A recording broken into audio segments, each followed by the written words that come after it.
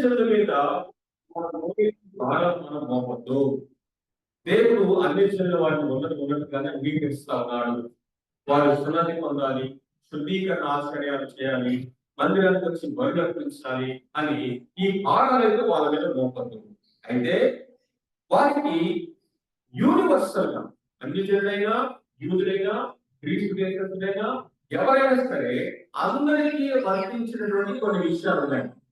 ఆ విషయాన్ని మనం మాట్లాడాలని వారు ఏం చేస్తారంటే, విగ్రహాలు అర్పించిన దాన్ని తినకూడదని, గొంతు పిసికి చంపిన దాన్ని రక్తంతో తినకూడదని, జాగ్రత్తము వ్యభిచారమును విడిచిపెట్టాలని, ఈ విషయాలన్నీ కూడా ఒక చక్కగా ఒక టాపిక్ రాసి ఆ విషయాల్ని పౌలు బర్నబాతో పాటు ఒక ఇద్దరు సహోదరుని సీలను తర్వాత ఇంకొక సహోదరుని వారికి అప్పగించి, ఈ విషయాలు మీరు ఏది అన్ని జనుల సంఘములన్నింటిలో కూడా ఇవి యువజన సంఘంలో ఉన్నటువంటి పెద్దల ద్వారా అందరికీ కూడా వర్తించేటటువంటి విషయాలు ఇవి మీరు చెప్పండి అని పంపించారు.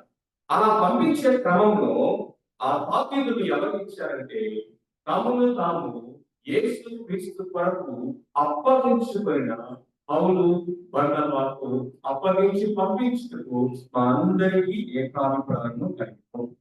ఆ మాట యొక్క సందర్భం ఇది. దేని విషయంలో ఏకాభిప్రాయం కలిగింది?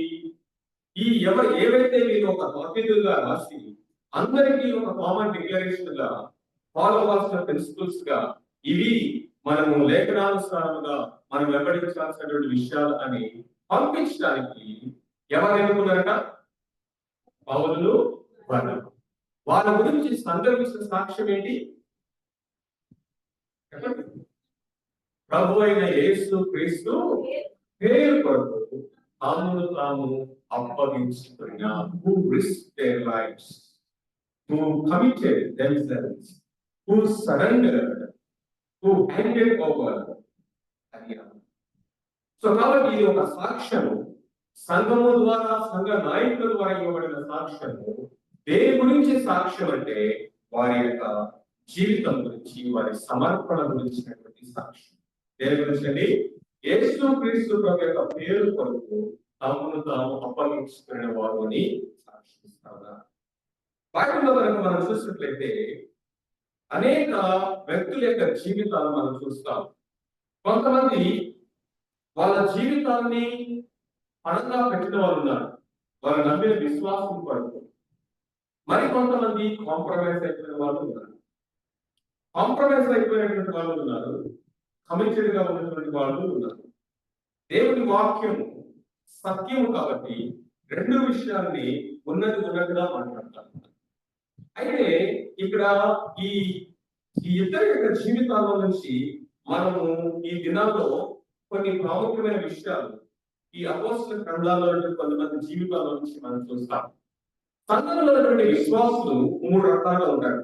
మూడు రకాలు.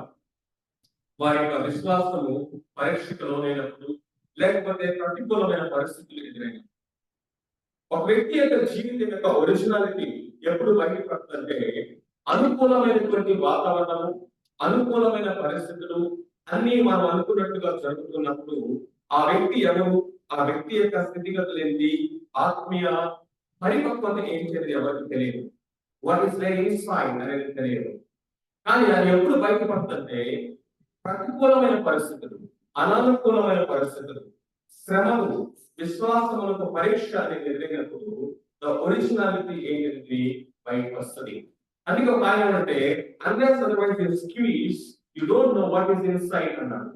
స్క్వీజ్ అన్న మాట అంటే ఈ లోకంలో అనేకమైన పరిస్థితులు, ఆ ఒత్తిడులు మనల్ని ప్రెషరైజ్ చేసినప్పుడ మనలో ఉన్నది బయటకు వస్తుందట. మనలో ఉన్నది బయటకు వస్తుంది. దాన్ని యాకోబు అన్నాడు, విశ్వాసములకు కలుగు పరీక్ష అన్నాడు. సో అలాంటి పరిస్థితుల్లో మూడు రకాలుగా సంఘంలో ఉన్నటువంటి విశ్వాసాలు బయటపడతారట. మొట్టమొదటి కవర్డ్స్. కవర్డ్స్ అంటే పిరికి వారుగా బయటపడతారట. అంటే భయము, పిరికితనము, వాటితో ఆ పరిస్థితుల్లో వాళ్ళు స్లోగా బయటపడతారు, పిరికి వారుగా. రెండవది కాంప్రమైజర్స్, అంటే రాజీ పడిపోయేవారు. వీళ్ళు అవకాశవాదులుగా ఉంటారు, లేకపోతే అన్ని బాగున్నంత కాలం బాగుంటాము, లేకపోతే స్లోగా పరిస్థితులను బట్టి కాంప్రమైజ్ అయిపోయేవారు. మూడోదిగా కనుక మనం చూసినట్లయితే వీళ్ళు కాంకరర్స్ లేకపోతే కమిటెడ్ పీపుల్. ఇప్పుడు సంఘం యొక్క సాక్ష్యము ఈ బర్నబా గురించి పౌలు గురించి ఇవ్వబడిన సాక్ష్యము ఈ మూడింటిలో ఏ కేటగిరీలోకి మనం తీసుకెళ్తుందంటే they are committed people, they are the conquerors who risk their lives, who risk their lives. విశ్వాసము అనేది పరీక్షించబడకపోతే ఆ విశ్వాసము, అలాంటి విశ్వాసము అది ప్రయోజనకరమైనది కాదు. అంటే tested faith is attested faith అంటారు. Tested faith is a proven faith అంటారు. సో బైబిల్లో మనము విశ్వాసము పరీక్షించబడటము, ఒక ప్రామాణికంగా దేవుడు దాన్ని ఎంచటము, దాన్ని అనేక మందికి దేవుడు కొనియాడటము వారి ముందు మనము ఆ విషయాలని కంటిన్యూస్ గా చూస్తా వస్తాం. అయితే ఈ యొక్క ఉపోద్ఘాతంతో మొట్టమొదటిగా ఈరోజు ఒక వ్యక్తి యొక్క జీవితాన్ని మనం చూద్దాం. అపోస్తల కార్యంలో నుంచే ఎవరు తమ యొక్క జీవితాన్ని రిస్క్ చేశారు, వారి విశ్వాసం కొరకు, వారు నమ్మినటువంటి సత్యము కొరకు తమ యొక్క ప్రాణములు సైతము పణంగా పెట్టడానికి లేకపోతే రిస్క్ చేయడానికి ఇష్టపడేటువంటి ఒక వ్యక్తి యొక్క జీవితాన్ని ఉదయకాల సెషన్లో మనము ధ్యానం చేసుకుందాం. రండి, అపోస్తల కార్యాలు 6వ అధ్యాయం. అపోస్తల కార్యాల గ్రంథము 6వ అధ్యాయం. మొదటి 6 వచనాలు నేను చదువుతున్నాను, దయచేసి గమనించండి. ఆ దినములలో శిష్యుల సంఖ్య విస్తరించినప్పుడు అంతిన పరిచర్యలో తమలోని వివరాలను చిన్న చూపు చూసిరని హెబ్రీయుల మీద గ్రీకు భాష మాట్లాడే యూదులు సనగసాగారు. అప్పుడు 12 అపోస్తలులు తమ యొక్క శిష్యుల సమూహమును పిలిచి, మేము దేవుని వాక్యమును బోధించడం మాని ఆహారం పంచిపెట్టడం ఇష్టం కాదు. కాబట్టి సహోదరులారా, ఆత్మతోనూ జ్ఞానంతోనూ నిండుకొని మంచి పేరు పొందిన 7 మనుషులను మీరు ఏర్పరచుకుని మేము వారిని ఈ పనికి నియమిస్తాం. అయితే మేము ప్రార్థన యందును వాక్య పరిచర్యలను ఎడతెగక ఉండుము అని చెప్పారు. ఈ మాట జన సమూహం అంతటికి ఇష్టమైనందున వారు విశ్వాసంతోనూ పరిశుద్ధాత్మతోనూ నిండుకున్న వాడైన స్టెఫను, ఫిలిప్పు, ప్రోకోరు, నీకానోరు, తీమోను, హెర్మనాసు, యూదుల మత ప్రవిష్టులను, అంత్యొక వాసులైన నికోలాసు అను వారిని ఏర్పరచుకుని వారిని అపోస్తలులుగా నిలబెట్టింది. వీరు ప్రార్థన చేసి వారి మీద చేతులు ఉంచిరి. సో ఇక్కడ మనం ఒక సందర్భము, పరిస్థితి చూస్తా ఉన్నాం. ఆ దినంలో శిష్యుల సంఖ్య విస్తరించినందున దేవుని యొక్క వాక్యము ప్రబలమవుతుంది. యెరూషలేమును దేవుని వాక్యముతో వారు నింపిరి అని ఆ అపోస్తలుల యొక్క పరిచర్య గురించి వాక్యం సాక్ష్యం ఇస్తా ఉంది. అనేక మంది వేల కొలదిగా సంఘంలో చేర్చబడుతున్నారు, వందల కొలదిగా సమూహాలు వస్తా ఉన్నారు. అట్ ద సేమ్ టైం వారి విశ్వాసములకు శ్రమ పరీక్ష కూడా ఎదురవుతా ఉంది.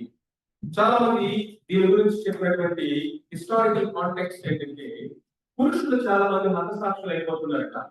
అందుకనే సంఘంలో విధవరాల సంఖ్య పెరిగిపోతా ఉంది.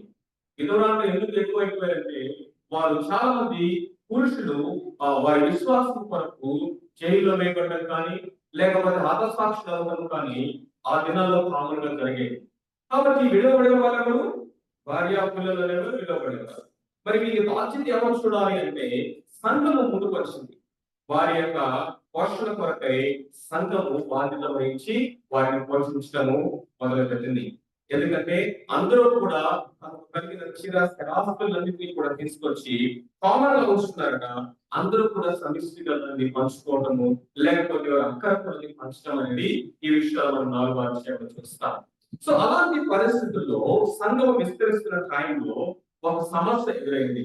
ఇప్పుడు గ్రీకు భాష మాట్లాడేటటువంటి ఈ యొక్క స్త్రీలు హెబ్రీ భాష మాట్లాడేటువంటి హెబ్రీనటువంటి స్త్రీల మీద, అంటే విధవరాల మీద సనగసాగారు. అంటే గ్రీకు భాష మాట్లాడేటువంటి వీళ్ళు ఎవరు అంటే వీళ్ళు హెలెనియన్స్ అంటారు. అంటే వీరు యూదులే, కానీ మిగిలిన ప్రాంతాలన్నిటికీ చెదిరిపోయారు. చెదిరిపోవడం వలన ఆ భాష ఆ పరిస్థితికి వారు అలవాటు పడిపోయారు. సో అక్కడ నుంచి కూడా రక్షించబడే విశ్వాసంలో వచ్చినటువంటి వీరు కూడా ఇప్పుడు సంఘంలో చేర్చబడ్డారు. అయితే వీళ్ళ మధ్య ఒక భేదము, ఒక డివిజన్ స్టార్ట్ అయింది. ఏంటంటే వాళ్ళని ఎక్కువగా ట్రీట్ చేస్తున్నారు, మమ్మల్ని చిన్న చూపు చూస్తా ఉన్నారు ఈ విషయంలో అని. అది చాలా సమస్యగా మారింది. ఆ టైంలో ఈ విషయాన్ని అపోస్తుల దగ్గరికి తీసుకెళ్ళినప్పుడు వారు ఒక చక్కని పరిష్కారము ఇక్కడ తీసుకొని వచ్చారు. జాగ్రత్తగా వినండి. సంఘంలో ఒక ఒక సమస్యను ఎలా పరిష్కరించుకోవాలి? సమస్యలు రాకుండా ఉండవు, భేదాభిప్రాయాలు రాకుండా ఉండవు, అభిప్రాయ భేదాలు రాకుండా ఉండవు, మిస్అండర్స్టాండింగ్స్ రాకుండా ఉండవు. ఇక్కడ వాస్తవం ఏంటి అని అది కాదు ఇక్కడ పాయింట్. బలహీనులైన వారు అభ్యంతర పడతా ఉంటారు, బలహీనులైన వారు మిస్అండర్స్టాండ్ చేసుకుంటా ఉంటారు. ఎందుకంటే సంఘం అంటే అన్ని రకాల అన్ని స్థాయిలో ఉండేటటువంటి ప్రజల యొక్క సమూహం. సో ఇక్కడ వచ్చినటువంటి సమస్యని మీరు ఫస్ట్ ఎవరి దగ్గర తీసుకెళ్ళాలంటే అపోస్తలుల దగ్గర తీసుకుని వెళ్ళారు. వాళ్ళతో డిస్కస్ చేసినప్పుడు వాళ్ళు ఏమన్నారంటే, సరే మేము దేవుడు మాకు అప్పగించిన పనిని ఆపేసి ఇప్పుడు ఏదో సమస్య వచ్చింది కాబట్టి దీన్ని తీర్చి దగ్గర కూర్చోలేము, ఈ ఈ పని లేకపోతే ఈ ఈ యొక్క పరిష్కారం కొరకు ఒక చక్కని పర్మనెంట్ సొల్యూషన్ ఆలోచన చేద్దాం. టెంపరీ తప్ప వాళ్ళు కూర్చోబెట్టమ్మా మీరు ఎలా ఉండండి, అమ్మా మీరు ఎలా ఉండండి, మీరు ఈ విషయంలో సర్దుకోండి, మీరు ఈ విషయంలో సర్దుకోండి అని వాళ్ళందరినీ కూర్చోబెట్టి రాజీ చేసేసి ఏదో టెంపరీ సొల్యూషన్ నుంచి వెళ్ళాలి. వాళ్ళు ఏం చేస్తారంటే అపోస్తలులు, సరే ఈ పనిని క్రమంగా నిర్వర్తించడానికి ఒక టీమ్ ని ఏర్పాటు చేయాలి. ఆ టీం కి ఈ బాధ్యతలు అప్పగించడం. మేమైతే దేవుని యొక్క వాక్య పరిచయంలోను ప్రార్థనలోను కొనసాగుతాము. సో అక్కడ మనం ఏం చూస్తామంటే ఒక ప్రాబ్లమ్ వచ్చింది, ఆ ప్రాబ్లమ్ ని వారు డీల్ చేయడానికి ప్రయారిటీస్ ని వాళ్ళు ఎంపికలోకి తీసుకున్నారు. అంతేకాకుండా ఒక ప్లాన్ ఆఫ్ యాక్షన్ ని వాళ్ళకి చెప్పారు.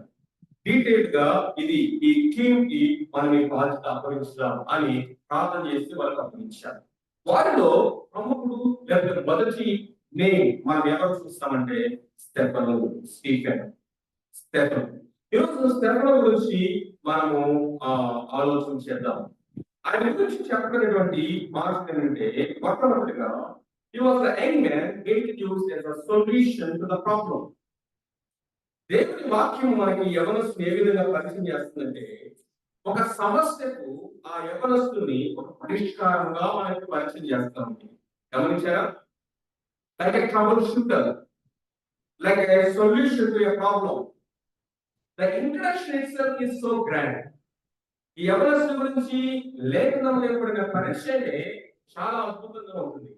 ఏ విధంగా మనకు ఈ యవనస్తుడు పరిచయం చేయబడుతుందంటే, ఒక సమస్యకు పరిష్కారంగా పరిచయం చేయబడుతున్నాడు. ఇదిలాగా మనము సంఘాల్లో, కుటుంబాల్లో, మనం పనిచేసే వర్క్ ప్లేసుల్లో మనం ఒక ప్రాబ్లం కి సొల్యూషన్ గా కనబడుతున్నామా, లేకపోతే మనమే ఒక ప్రాబ్లం గా కనబడుతున్నామా పరీక్ష చేస్తాం.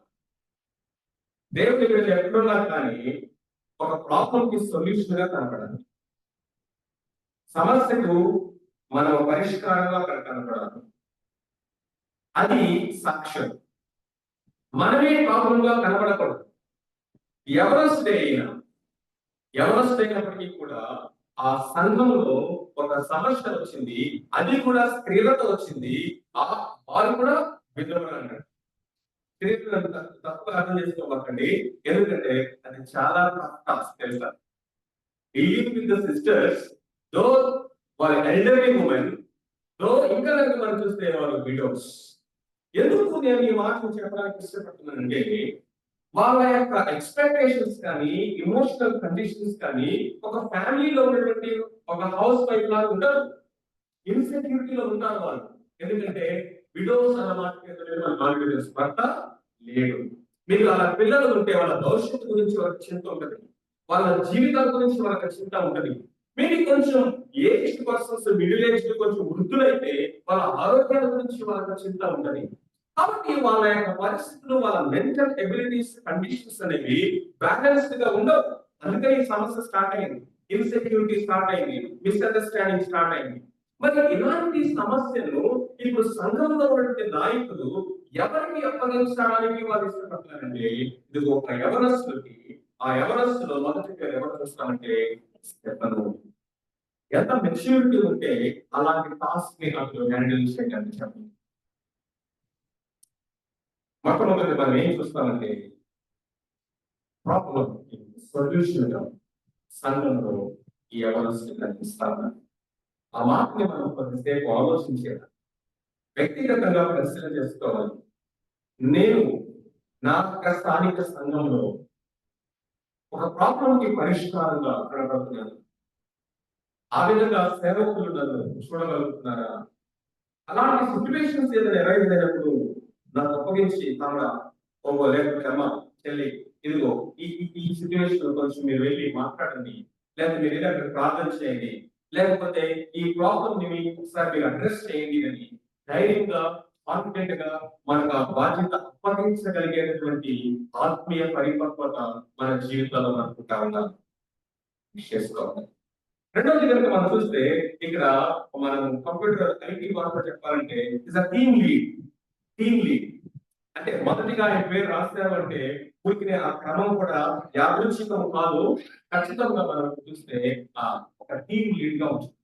తనకు ఒక టీం అప్పగించారు, 7 ఉన్నారు. ఆ 7లో ఈ యవనస్తు ఒక టీమ్ లీడర్ గా కనిపిస్తా ఉన్నారు. ఆ తర్వాత మనం చూసినట్లయితే 2వ వచనములో ఒకసారి చూడండి.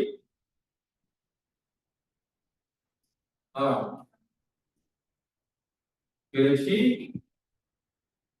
మాని కాబట్టి సరే, వాళ్ళు అప్పగించినటువంటి పని ఏంటంటే ఆహారము పంచిపెట్ట. ఆహారము పంచిపెట్టేటటువంటి పనిలో వాళ్ళు బాధ్యత అప్పగించబడ్డారు. జాగ్రత్త గమనించండి, ఈయన గురించి మనం కొంచెం ఆలోచన చేసినట్లయితే ఆయనకి ఎన్ని క్రెడెన్షియల్స్ ఉన్నాయో, ఎన్ని క్వాలిఫికేషన్స్ ఉన్నాయో, లేకపోతే ఆ పని కోసం వీళ్ళు ఎన్ని డిమాండ్స్ పెట్టారో చూడండి. ఈ వాక్య భాగాన్ని ధ్యానిస్తా ఉన్నప్పుడు నాకు ఆశ్చర్యం వేసినటువంటి సంగతి అదే. It caught my attention and I was surprised to see the demands. లేకపోతే ఎలాంటి వారికి ఈ పని అప్పగించాలని వీళ్ళు నిర్ణయించారో కనుక మనం చూసినట్లయితే చూడండి, 3వ వచనంలో ఏం రాస్తుంది? ఆత్మతోను జ్ఞానంతోను నిండుకొని. ఫస్ట్ మనం చూసినట్లయితే full of the spirit and full of wisdom. దేవుని ఆత్మతో నింపబడిన వాడే ఉంటారట. రెండవది జ్ఞానంతో నింపబడిన వాడే ఉంటారు. 5వ వచనం చూడండి, జనసమూహం అంతటికి ఇష్టమైన వారు విశ్వాసముతోను పరిశుద్ధాత్మతోను నిండుకునే వాడై. పరిశుద్ధాత్మ పైన ముందే చెప్పారు కాబట్టి ఇక్కడ ఇంకొక పాయింట్ మనకు వస్తుంది, ఫుల్ ఆఫ్ ఫెయిత్. విశ్వాసంతో నిండుకునే వాడై. 8వ వచనం చూడండి, స్టెఫను కృపతోను బలముతోను నిండిన వాడై. ఏంటట? నిండిన వాడై. Full of grace, full of strength. కృపతోను బలముతో. ఎన్ని విషయాలు చెప్పండి? 5 విషయాలు. 5 విషయాల్లో ఫుల్నెస్ వస్తుంది. 5-fold fullness in Stephen life. ఏంటట?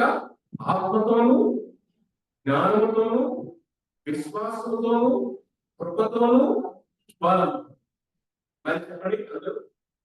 ఆత్మతోను జ్ఞానంతోను విశ్వాసంతోను కృపతోను బలంతో నిండుకొనినవాడు.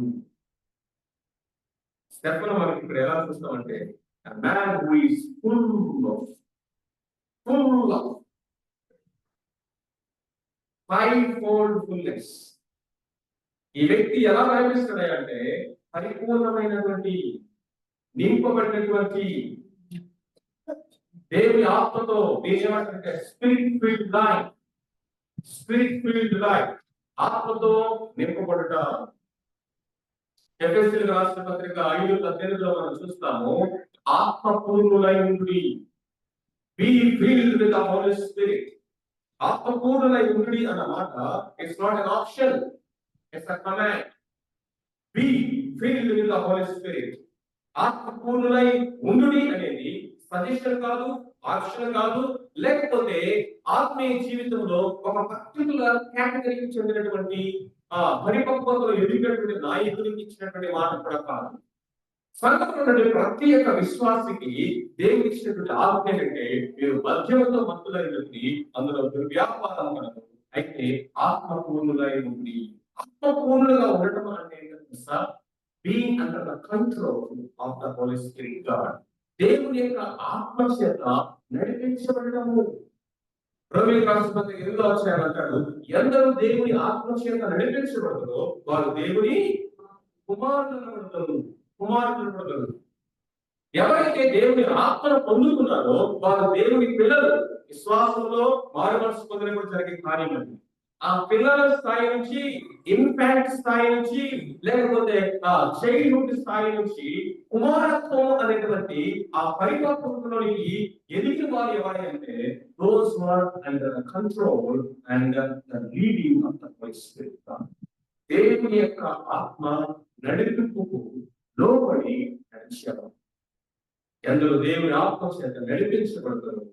ఎవరైతే దేవుని యొక్క ఆత్మ చేత నడిపించబడతారో వారు దేవుని యొక్క ఆత్మ ఫలం కూడా ఫలిస్తారు.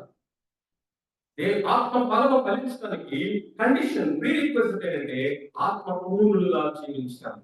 ఆత్మపూర్ణులు అంటే ఏదో ఒక బాటిల్ తీసుకొని సగం ఇవ్వబడింది, లేకపోతే 75% ఇవ్వబడింది, లేకపోతే ఖాళీ అయిపోయింది అని చెప్పేటటువంటి ఇది కాదు. పరిశుద్ధాత్మ దేవుడు పదార్థం కాదు, సగం ఇవ్వబడ్డావా లేకపోతే 75% ఇవ్వబడ్డావా అని చెప్తాను. పరిశుద్ధాత్ముడు వ్యక్తి, ఆయన ప్రతి విశ్వాసంలో నివాసం చేస్తా ఉన్నారు. మనము దేవునికి నివాస స్థలంగా ఉన్నాము. ఇప్పుడు మనము పరిశుద్ధాత్మ దేవుని యొక్క పరిపూర్ణమైన ఆధిపత్యానికి, ప్రభుత్వానికి, ఆయన యొక్క నాయకత్వానికి మనము సంపూర్ణంగా సమర్పించుకొని ఆయన మాట చొప్పున జీవించడము ఆత్మపూర్ణులుగా ఉంటాం. మద్యముతో మత్తులై ఉండేది అని చెప్పి ఆత్మపూర్ణులై ఉండండి అని ఈ రెండింటిని ప్రార్థనగా తీసుకొచ్చాడు.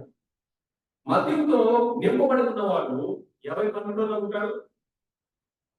మనము జనరల్ గా వాడతాం కదా, ఎవరన్నా తాగేసి ఇది ఏమి సోయలేకుండా నడుస్తున్నాడు అనుకోండి, ఏం మాట్లాడాలో తెలియకుండా జనరల్ గా లోపల మార్పు చేస్తారు. ఏంటి ఏమంటారు?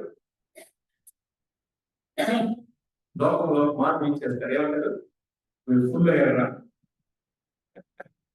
ఏమంటారు? మీరు ఫుల్ అయ్యారంట. ఫుల్ అయ్యేది ఏంటి? ఫుల్ అయ్యేది ఎంత తాగితే ఫుల్ అయినట్టు? వాటికి కాదు, అక్కడ పదార్థం కాదు. మీరు ఫుల్ అయ్యారంటే అర్థం ఏంటి? టోటల్ గా మద్యం యొక్క కంట్రోల్లో ఉన్నాడు. అసలు ఏం అవుతుందో అర్థం కావట్లేదు. ఈ మద్యం కంట్రోల్లో ఉన్నాడు, దాన్ని ఫుల్ అయ్యాడు. మరి ఫుల్ గా స్పిరిట్ అంటే మద్యం లాగా పరిశుద్ధాత్మదేవుడు డ్రగ్స్ లాగా, మద్యం లాగా, దురాత్మ లాగా ఆయన మనల్ని ప్రొసెస్ చేయడు, మనం తీసేసుకోవడం మన కంట్రోల్. అందుకే మనం సమర్పించుకోవాలి, సబ్మిట్ చేసుకోవాలి, మనమే మనం లోపడాలి.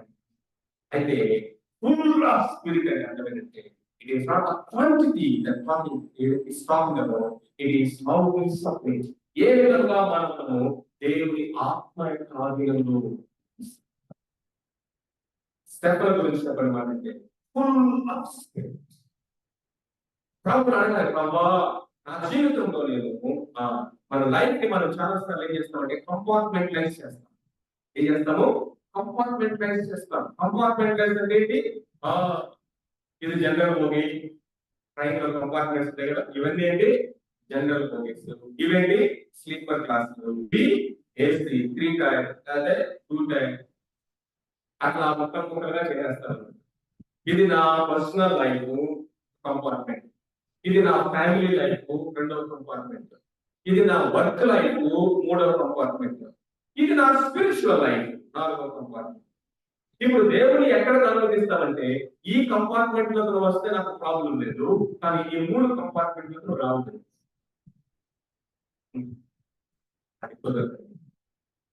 There is nothing like sacred, there is nothing like spiritual for a believer. విశ్వాస జీవితంలో ఇది నా వ్యక్తిగతము, లేకపోతే ఇది లౌకికమైనది, లేకపోతే ఇది ఆత్మీయమైనది అని చెప్పడానికి ఏమీ లేదు.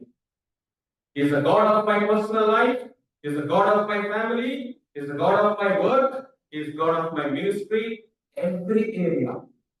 పరిశుద్ధాత్మ దేవుని యొక్క ఆధిపత్యము, అధికారాలకు మనము లోబడినప్పుడే ఆయన మనము అంతరంగము నుండి కలిగేటటువంటి రూపాంతరత అనేది స్టార్ట్ చేస్తాం. మనం క్రీస్తు ప్రభు రూపంలోనికి మార్చబడాలంటే మనం ఆత్మపూర్ణులుగా ఉండాలి.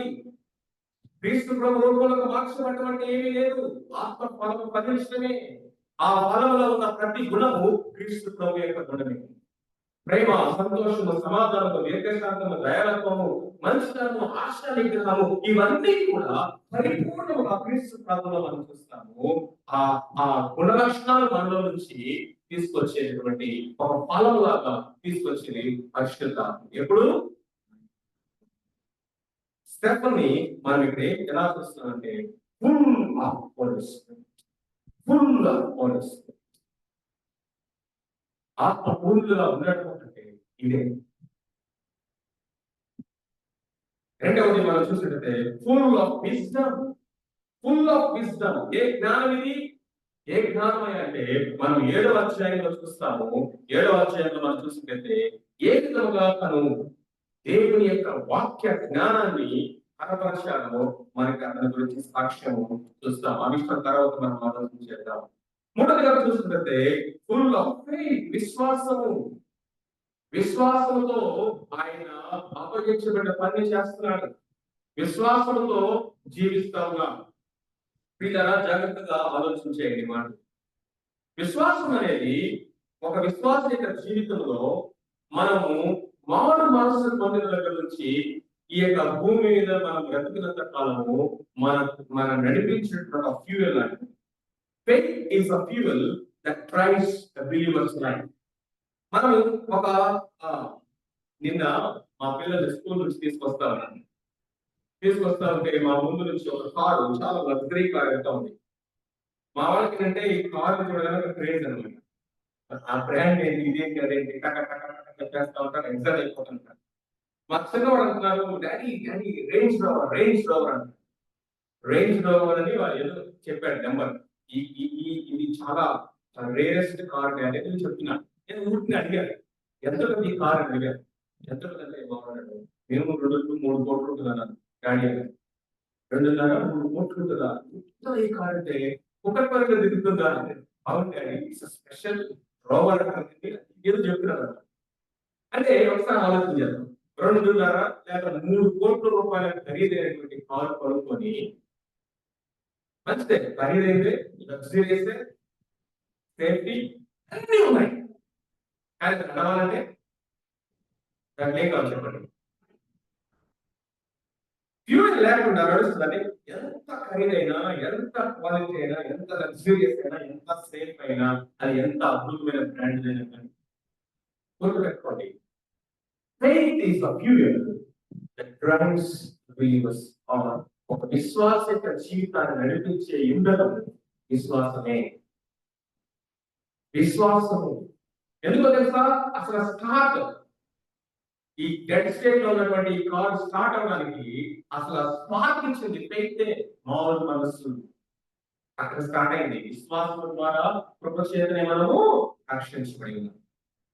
ఇప్పుడు ఆయన చేత నీతిమంతులుగా తీర్చబడిన మనము విశ్వాసం ద్వారానే జీవించాలట. నీతిమంతులు విశ్వాసం మూలంగా జీవించను, విశ్వాస మూలంగానే జీవిస్తారు. లోకంలో ఉన్నటువంటి ఈ యొక్క పాపాన్ని కానీ, లోకంలో మనం ఎదుర్కొనే శ్రమను కానీ ఎలా జయించాలంటే యోహాను తన పత్రికలు అంటాడు, లోకమును జయించింది విశ్వాసమే అంటాడు. ఎలా జయించాలంటే వీటిని విశ్వాసం ద్వారానే జయించాలి. ఎలా ఎదుర్కోవాలి? విశ్వాసం ద్వారానే. ఎలా నిలబడాలి అంటే విశ్వాసం ద్వారానే.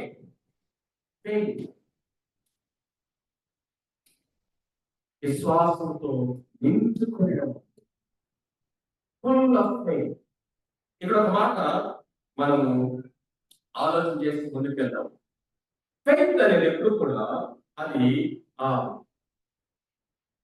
ఒక స్టాటిక్ గా ఉండేటువంటి కాదు. అంటే ఒక స్తబ్దతగా స్థిరంగా ఉండేది కాదు. అది ఎదిగి dynamic.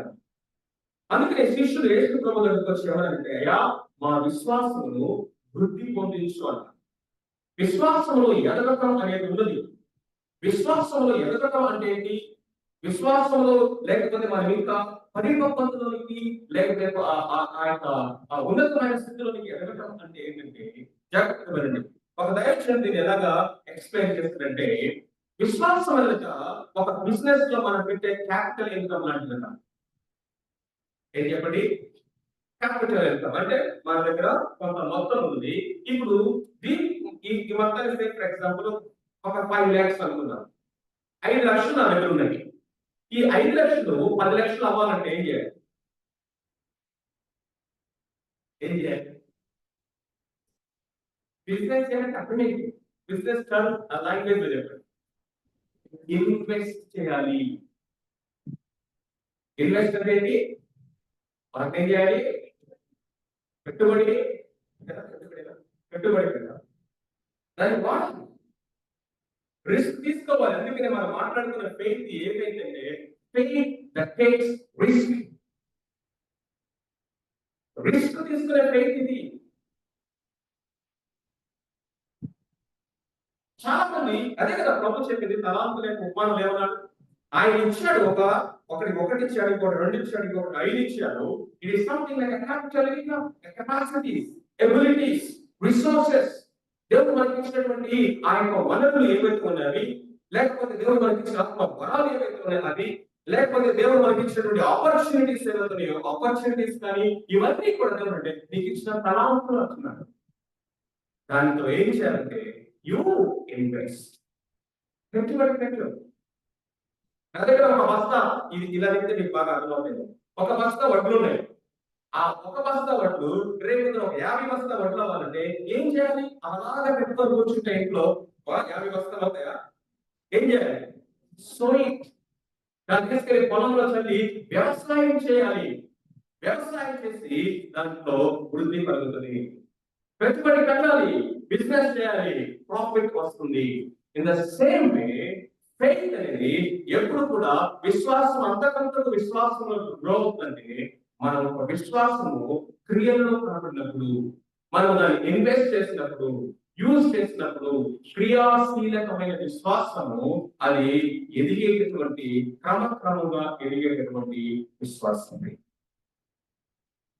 is full of faith. Faith is not a simple concept. చదివి నేర్చుకునేటువంటి ఒక సబ్జెక్ట్ కాదు, ఒక కాన్సెప్ట్ కాదు.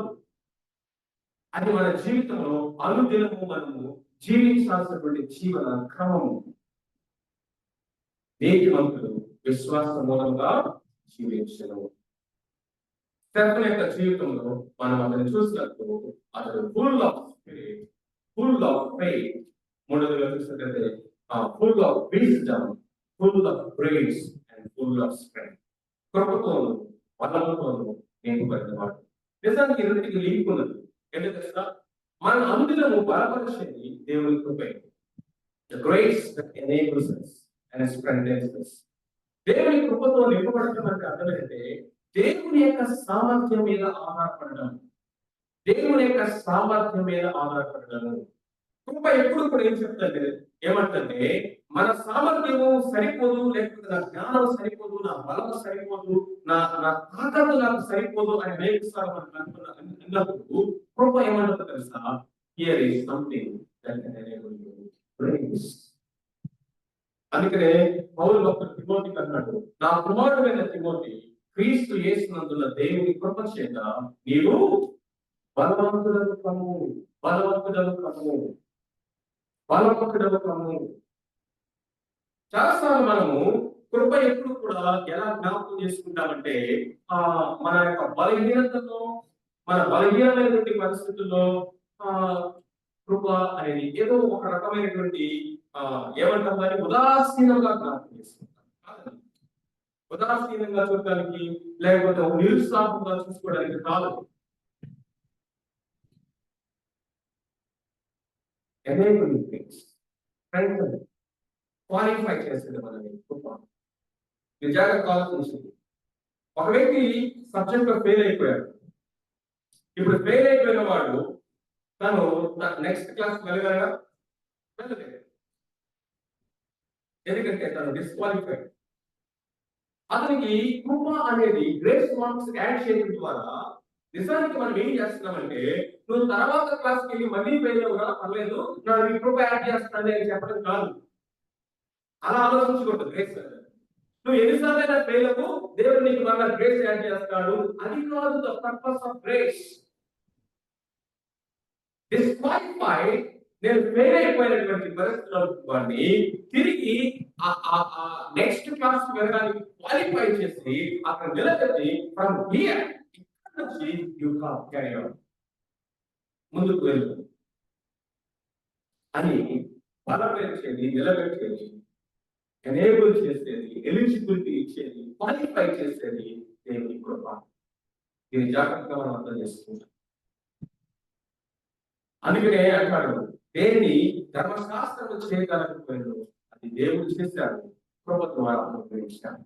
అందరికంటే అత్యధికంగా నేను ప్రయాసపడుతుంది, ఆయన ప్రయాసపడింది నేను కాదు, ఆయన దేవుని కృపయే అంటున్నాడు.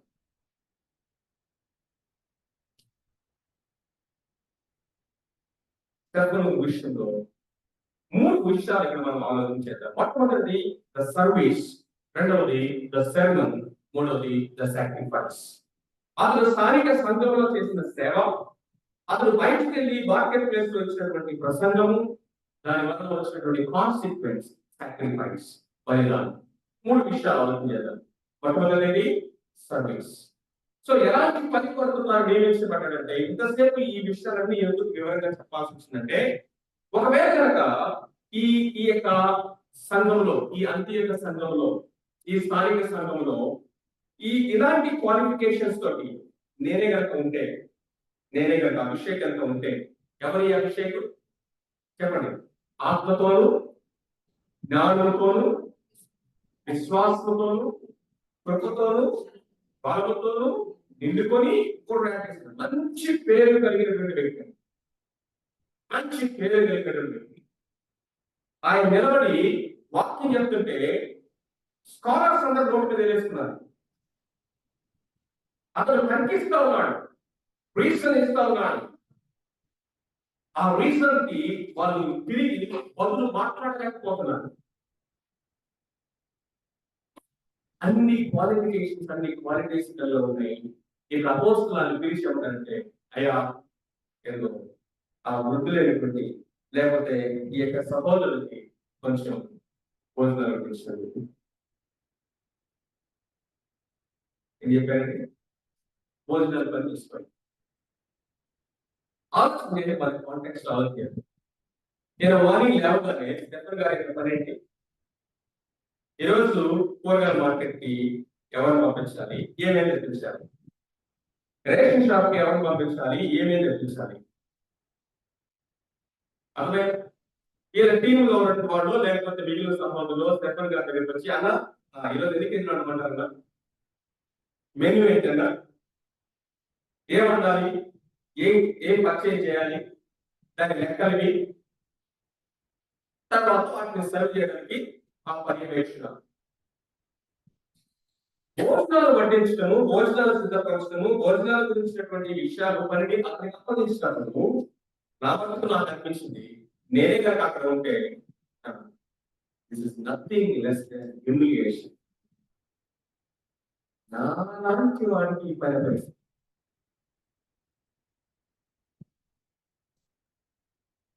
ఎంత అవమానం! ఈ పని నేను చేయటువంటి ఎవరైనా చేయగలరు, ఎవరైనా చేస్తారు. ఆత్మతో, కృపతో, జ్ఞానంతో, విశ్వాసంతో నిండుకున్నటువంటి ఇలాంటి వ్యక్తికి ఆపరిస్తే ఆయన స్థానిక సంఘంలో, ఆయన ఉన్నటువంటి చర్చ్ లో అప్పగించిన పనిని నమ్మకంగా చేసుకుంటాను. Something very very interesting. నేను ఫలానా,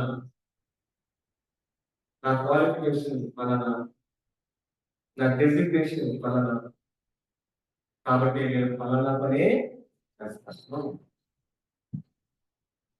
శత్రువులో ఉన్న మంచి పేరు, మంచి క్యారెక్టర్, ఇవన్నీ కూడా కరిష్మా అయితే, ఇవన్నీ కూడా అతను క్రెడెన్షియల్స్ అయితే, ఇవన్నీ కూడా అతను సామర్థ్యాలు అయితే, ఈ ఒక్క మాట శీలం గురించి మాట్లాడుతుంది. క్యారెక్టర్, మంచి పేరు.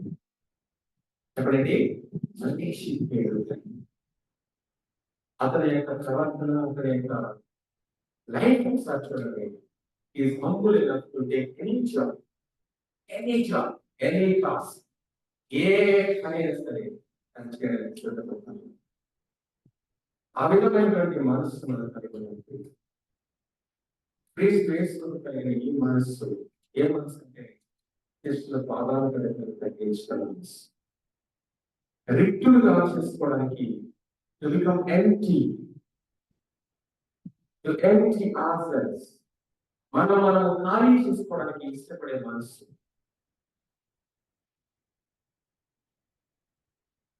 ప్రభువును అడుగుదాం, ప్రభా ఈ మనస్సు నాకు దయచేయమని. అందరూ కోరుకునే ఘనమైనటువంటి పనులు కాదు. మనం ఎప్పుడైతే దేవుని యొక్క పాదాలను తగ్గించుకొని ప్రభు కొరకు మనము ప్రభు మహిమపరుచు జీవిస్తాము, ఆ టైం విల్ కమ్, దేవుడే కృషి చేస్తారు మనకి.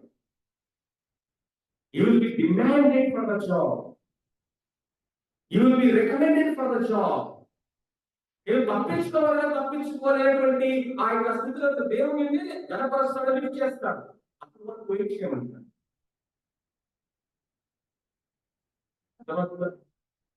Humble yourself in the sight of God, and He shall lift you up. ఆయన తగిన సమయంలో నివసించే వరకు ఆయన బలిష్టమైన చేతి కింద దీన మనస్సుగా ఉండి, దీన మనస్సును వస్త్రముగా ధరించుకొని ఈ మనస్సును కలిగి ఉంటుంది. ఆ మధ్యలో ఒక చిన్న వీడియో వాట్సాప్ లో వస్తే చూశాను. ఒక పెద్ద చర్చ్ ఉంటుంది, ఒక సిస్టర్ ఒక్కనే మోప్ చేస్తా ఉంటారు, తుడుస్తూ ఉంటారు. తుడుస్తూ ఉంటే ఒక ఎవరు వస్తాడు, చక్కగా దేవుడు చేతులు పెట్టుకొని టిక్ టాప్ వచ్చి ఇక్కడ చూస్తూ ఉంటాడు. చూస్తూ ఉంటే అక్కడ సపోర్ట్ చూస్తూ ఉంటాడు. ఆయన అనుకుంటాడు, ఏ ఉద్యోగం లేదు కావాలా, ఏ పని లేదు కావాలా, ఇక్కడికి వచ్చి ఏం చేస్తుంది, మందులు తుడిచే పని చేస్తా ఉంది అని చెప్పేసి అక్కడికి వెళ్ళి మాట్లాడుతూ సరే నీకేం పని లేదా, నీకేం ఉద్యోగం లేదా, సరే నేను నీకు ఉద్యోగం చూపిస్తాను అని చెప్పేసి ఉద్యోగం చూస్తే కార్డు కనపడదు, నా కార్డులో నా బిజినెస్ కార్డు తీస్తాను అని కార్ దగ్గర తీసుకెళ్ళాడు. ఎందుకు ఆ కార్ ఏంటంటే మారుతి ఏంటంటే అంటే చిన్న అడిగట్టాడు కాదు, ఆ కార్ డోర్ ఓపెన్ చేసి బిజినెస్ కార్డు ఇస్తాడు, వచ్చి నన్ను ఆఫీస్ లో కాదు నేను ఉద్యోగం చూసి పెట్టాను. అప్పుడు ఈమెకి సరే నేను కూడా బిజినెస్ కార్డు ఇస్తాను అని చెప్పేసి ఏం చేస్తానంటే ఆ పక్కనే ఒక పెద్ద లగ్జరీ కార్డు ఉంటుంది, ఔడీ కార్డు ఉంటుంది, ఆ కార్ ఓపెన్ చేసి బిజినెస్ కార్డు ఇస్తుంది. ఒక్కసారి గుండె ఆగిపోయిన ఉంటుంది. ఎందుకంటే ఈమె ఎవరంటే ఒక పెద్ద కంపెనీకి CEO of a big company. ఆమె కార్డు ఇవ్వగానే మరి ఎందుకు ఈ పని చేస్తున్నా అంటే ఏదో నేను ఒక పెద్ద కంపెనీకి సిఇఓ కావచ్చు, గాడ్ ఈజ్ మై సిఇఓ, దేవుడు నా జీవితాన్ని అనేక మంది సేవకులుగా పనిచేయచ్చు అని దేవుని పని చేయడంలో నేను ఫుల్ఫిల్మెంట్ చేస్తాను. ఖాళీ రోజులల్లా మందిరంలోకి వచ్చి నేను వాక్ చేస్తాను. సో అది చాలా క్యాజువల్ గా మనం చూడవచ్చు, కానీ it is the intense message ఏంటంటే ఊరికి ఇట్లా చూస్తే ఫార్వర్డ్ చేయొచ్చు, కానీ ఒకసారి అవి చూస్తే చాలా సార్లు నా మనకు ఆ ఎవరెస్ట్ ప్లేస్ కూడా మనకు కనిపిస్తాం.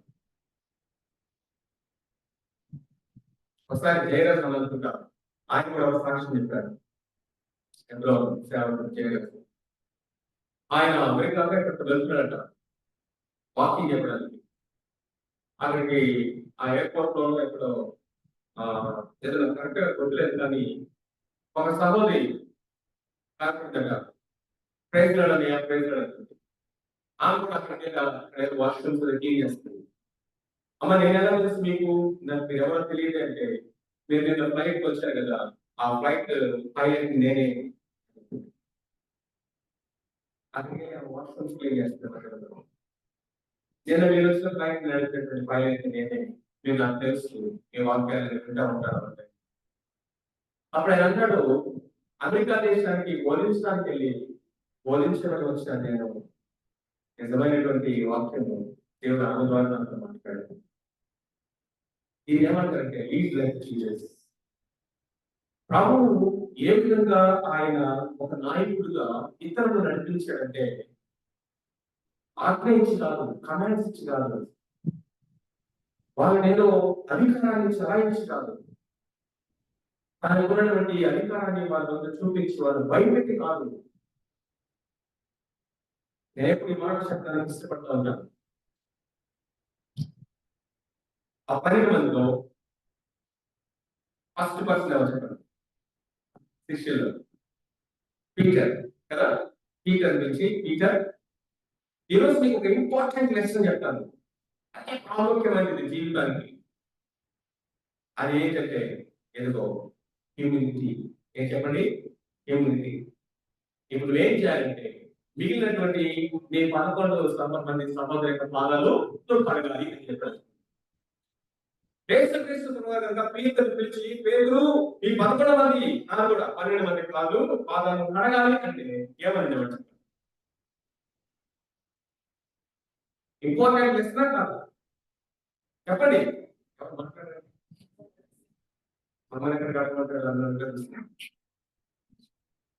ఇంపార్టెంట్ లెసన్ కాదు, ఇంపార్టెంట్ డెమాన్స్ట్రేషన్ కాదు.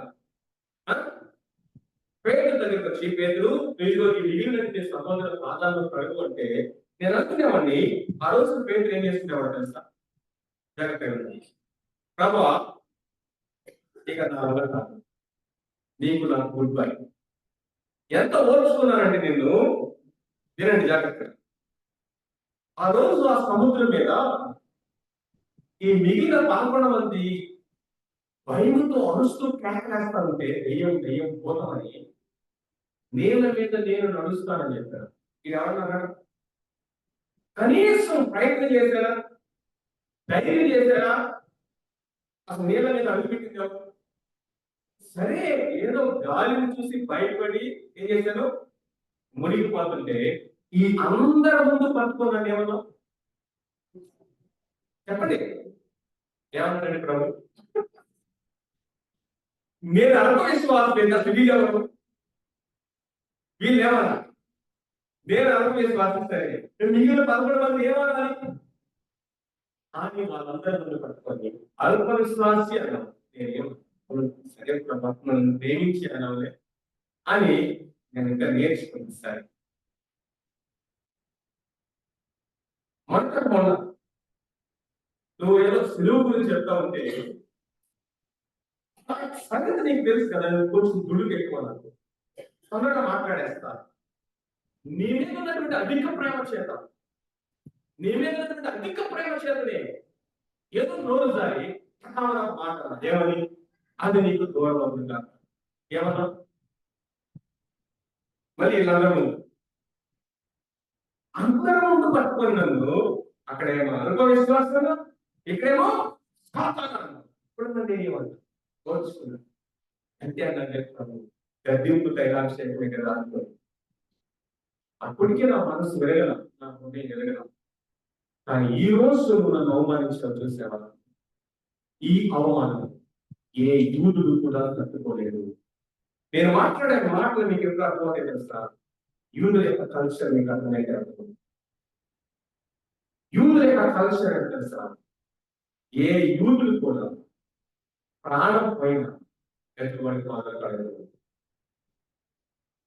రెండవది, ఏ ఎంత పుట్టిన దాసుడు కూడా, అబ్రహాముకి పుట్టిన దాసుడు కదా, వారిలో పెద్ద దాసుడు ఎవరు?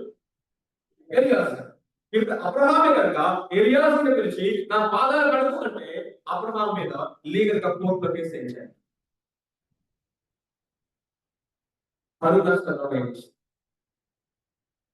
ఏ ఇంత పుట్టిన దాసుడు కూడా ఇంకొకటి పాదాలు కడగడు. పాదాలు కడిగే దాసుడు ఎవరంటే పాలిస్తాం. కొనబడిన దాసుడు మార్కెట్కి వెళ్ళి కొనుక్కొచ్చుకుంటాడే, అలాంటి దాసుడు బాండ్ స్లేవ్ ఉంటాడు. మార్కెట్ లోకి వెళ్ళి కొనుక్కొచ్చుకున్నటువంటి దాసుడు బానిస ఎవరైతే ఉంటాడు వాడు మాత్రమే పాదాలు కడుగుతాడు. పాదాలు కడిగే స్థాయికి వెళ్తాడు. ఇప్పుడు పేతురు కనుక చికామని నుంచి పేతురు మన పాత్ర కడుగు అంటే ఏమని చెప్పినట్టు లెక్క పేతుర్ని? నీకు నాకు అర్థం కావాలి, పేతురికి అర్థమైంది ఆ రోజు ఏంటది? నీవు ఎవరితో సమానము? ఒక బాండ్ స్నేక్, ఒక కొనబడినటువంటి బానిసతో సమానము అని ప్రభు అతన్ని చెప్పినట్టు లెక్క. నేను అనుకుంటాను ఆ రోజు కనుక ప్రభు పేతుని పిలిచి ఆ మాట చెప్తే పేతురు గుడ్ బై అంటేవాడు. ఇక అంతే, ఈ వెనక తిరిగి చూడకుండా వెళ్ళిపోయేవాడు. అది యేసుక్రీస్తు ప్రభు ఆ రోజు చేసింది. ముందు ఆయన ఆ బానిస స్థాయికి తగ్గించుకున్నాడు. ఏ యూదుడికి ఒక యూదుడు కావాలన్నాడు, ఏ ఇంట పుట్టిన దాసునికి ఒకటి కావాలన్నాడు. పాదాలు కలిగేటువంటి దాసుడు ఒక బానిస, కట్టు బానిస. ఎవరి కలిగిన వాళ్ళని? కట్టు బానిస. ఆ స్థాయిని ప్రభు తగ్గించుకొని ఆయన పాదాలు కలిగిన తర్వాత ఇప్పుడు నెక్స్ట్ ఎవరు అని అనుకోండి, ఊహించుకోండి ఆ సిచ్యువేషన్, ఆ డెమాన్స్ట్రేషన్ ఊహించుకోండి. ప్రభు వాళ్ళందరి పాదాలు కడిగిన తర్వాత ఇప్పుడు ఆయన కూర్చొని నెక్స్ట్ ఎవరు అని అనుకోండి, ఏం చేస్తారు? పోటీ పడతారు. పోటీ, నేను నేను నెక్స్ట్ నేను నెక్స్ట్ నేను నెక్స్ట్ నేను.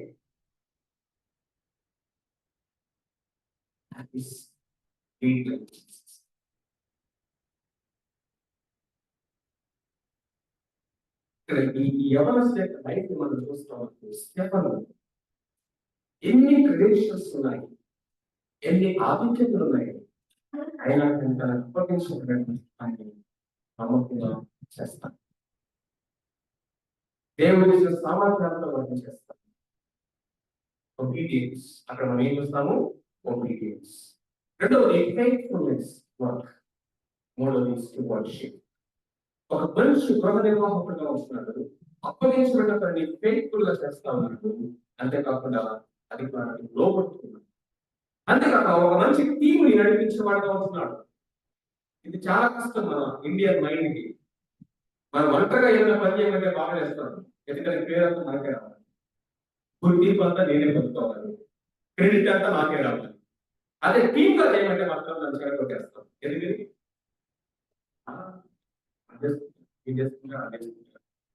చివరికి అంతా ఈ టీం బాగా చేశారు చెప్తారు, నా గురించి ఎవరు చెప్పారు? ఈ మైండ్ మన బాగా పనిచేస్తా ఉంటారు. అందుకనే మనము ఇక్కడ ఈ అవకాశం చూస్తే ఒక టీమ్ గా వర్క్ చేస్తున్నాడు. టీమ్ గా వర్క్ చేయడానికి చాలా కావాలి క్రియాలు. సబ్మిషన్ కావాలి, లేకపోతే చేయలేము. డిపెండెన్సీ కావాలి, లేకపోతే చేయలేము. డిపెండెన్సీ అనేది అన్ని పనులు నేను చేయలేను, ఇదిగో నా సహోదరి మీద నేను ఆధారపడుతున్నాను, ఆ సహోదరి మీద నేను ఆధారపడతాను, ఈ సహోదరి మీద నేను ఆధారపడతాను. వీళ్ళెవరు లేకుండా ఈ పని నేను చేయలేను. డిపెండెన్సీ. మూడవది టీమ్ వర్క్, అకౌంటబిలిటీ ఉంటుంది. ఒకరికొకరు జవాబుదారీతనాన్ని, ఆ జవాబుదారీగా వారు ఒకరికొకరు ఫీల్ అవుతారు. మనకు ఇష్టం ఉండదు, ఎవరికి మనం జవాబుదారీగా ఉండటం ఇష్టం. చూడండి, మనము చాలాసార్లు అనుకుంటాం కానీ మనం చాలా మంచివాళ్ళని, చిన్న చిన్న విషయాల్లో ఇవి బయటపడతాయి. అర్థమవుతుందా? సరే, ఒక చిన్న పని అప్పగించి అయ్యా ఇదిగో అక్కడికి వెళ్ళి కొంచెం పని చేసుకుంటాను అనుకోండి, వెళ్తాము, ఆ పని కూడా చేస్తాము, కానీ మనము ఏం చేయము. ఆ పని అయిపోయిందన్నా, వెళ్ళానన్నా, చేసినా చెప్పమను. అవసరమైన ఫోన్ చేసుకుంటాను, అవసరమైన ఫోన్ చేసుకుంటాను. వెళ్ళమన్నాడు, వెళ్ళాను, చేయమన్నాడు, చేశాను, పని అయిపోయింది. కానీ హ్యూమిలిటీ ఎక్కడ కనిపిస్తుంది? నా మాత్రం నాకు అనిపిస్తుంది, ఆ పని చేసినప్పుడు వెళ్ళటంలో కాదు, ఈవెన్ చేయటంలో కాదు, ఆ పని తర్వాత మనం అకౌంటబుల్ గా ఫీల్ అవుతామే. కానీ కొన్నిసార్లు వెళ్ళవన్నప్పుడు మనకు అవకాశం దొరకదు, లేకపోతే లేట్ అవుతుంది. చిన్నదే, వెరీ స్మాల్ థింగ్. పెద్ద పరిచయం గురించి మాట్లాడతాను, చిన్న విషయం, మనకు అవకాశం దొరకదు. అప్పుడు కనీసం ఇదిగో మీరు ఈ పని చెప్పారు, నాకు టైం కుదరట్లేదు, ఇంకొక 1 hour తర్వాత వెళ్ళొచ్చా, పర్వాలేదా, ఇది సో అర్జెంట్, లేకపోతే సాయంత్రం చేయడం కుదరదు, వస్తలే. ఇటువే గొప్ప, మన కుదిరినప్పుడు చేద్దాంలే.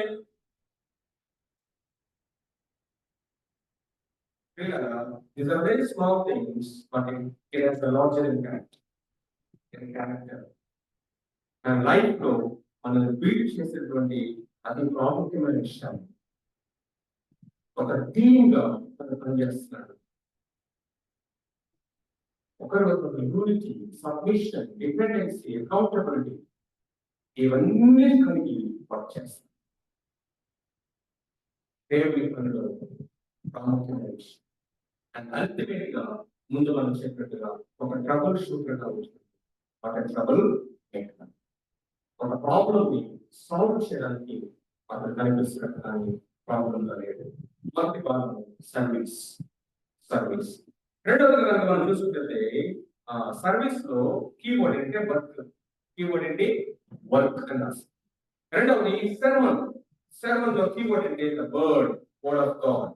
ఇప్పుడు మనము ఒకసారి చూడండి, 8వ వచనం నేను చదువుతాను. స్టెఫెను కృపతోను బలముతోను నిండిన వాడి ప్రజల మధ్య మహత్కార్యములను గొప్ప సూచక్రియలను చేయించుండెను. అప్పుడు లిబర్టీలు అనబడిన సమాజంలోను, కురేనీయుల సమాజంలోను, అలెగ్జాండ్రియా సమాజంలోను, ఫిలిపియా నుండి, ఆసియా నుండి వచ్చిన వారిలోను. ఎక్కడి నుంచి వచ్చారండి వీళ్ళు? ఫిలిపియా, ఆసియా అంతేనా? మా ముందు వదిలేసరే ఎవరెవరు చూడండి. లిబర్టీనీయులు, కురేనీయులు, అలెగ్జాండ్రియా నుంచి. అంటే మనం కనుక చూస్తే కురేనీయులు అంటే సిరియా, అలెగ్జాండ్రియా పట్టణం ఎక్కడుంది? గ్రీస్ లోనా? ఆ తర్వాత కిలికియా అంటే సిసిలియా అంటారు, అది కూడా ఏషియాలో ఉంది. ఆసియా అంటే ఈ టర్కీ ప్రాంతం, అక్కడ నుండి వచ్చిన వారు. లిబర్టీ అంటే వీళ్ళెవరు మరి? ఇన్ని ప్రాంతాల నుంచి వచ్చారండి. అన్ని ప్రాంతాల నుంచి వచ్చినటువంటి సమూహం విషయంలో ఉన్నారు అతనిలో, లేకపోతే అక్కడ నుంచి వచ్చారు. వీళ్ళు ఎవరితో మాట్లాడడానికి ఇష్టపడుతున్నారంటే he is the young man who speaks wisdom of God and let us confront him.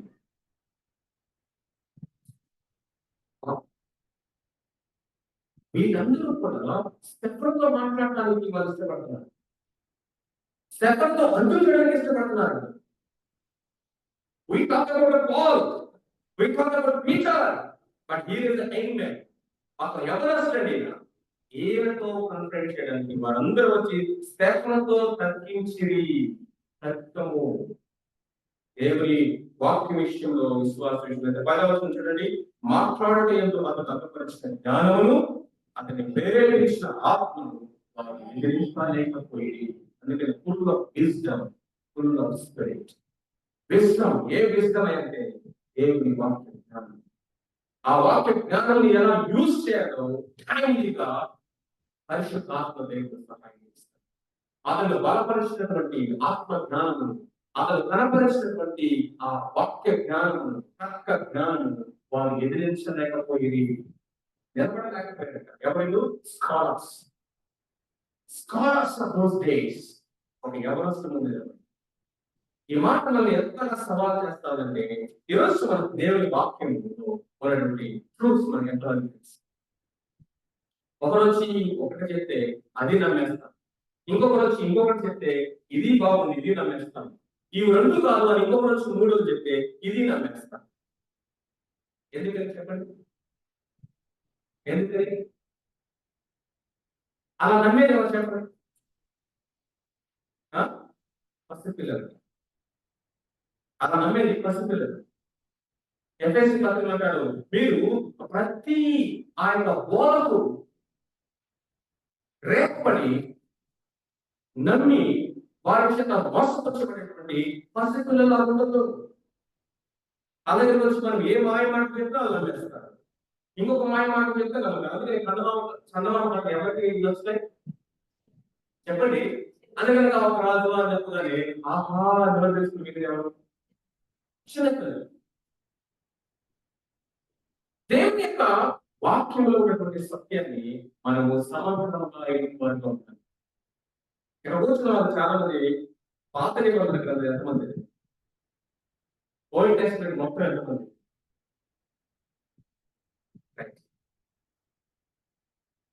దాంట్లో ప్రవక్తల గ్రంథం ఎంతమంది? మైనర్ ప్రాఫిట్స్ ఎంతమంది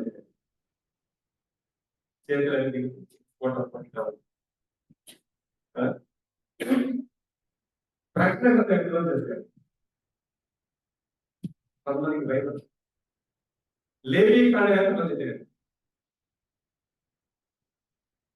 లేఖనం ఏం అర్థం కాదన్నా, ఏ అర్థం ఈ బలంగా ఆ అర్థం ఈ అర్థం కొవ్వు అంటాడు, అదంటాడు ఇదంటాడు, ఏది బలం ఏం మనకు అర్థం కాదు. సంఖ్యాకాలం అనగా ఈ 100 లిస్టు చెప్తా ఉంటాడు, 40 పేర్లు సంఖ్యాకాలం.